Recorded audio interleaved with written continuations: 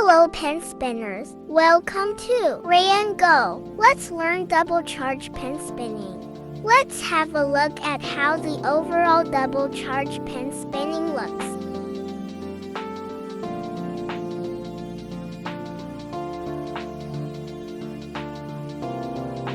Step 1.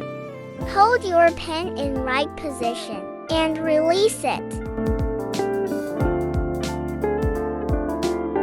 Try to do this by practicing. Keep your fingers relaxed while spinning the pen. Step 2. Pass the pen between the middle and index finger. Watch how the pen flows smoothly as it transitions through each spin.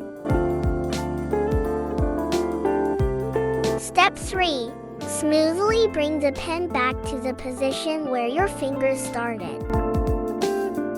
Try to repeat this again and again. Keep in mind, you probably won't get it on the first try, so be patient.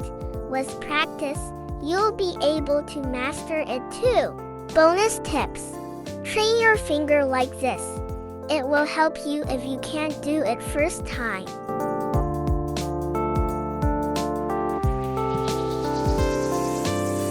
Subscribe if you enjoyed it and want to learn more tricks. Thank you for watching.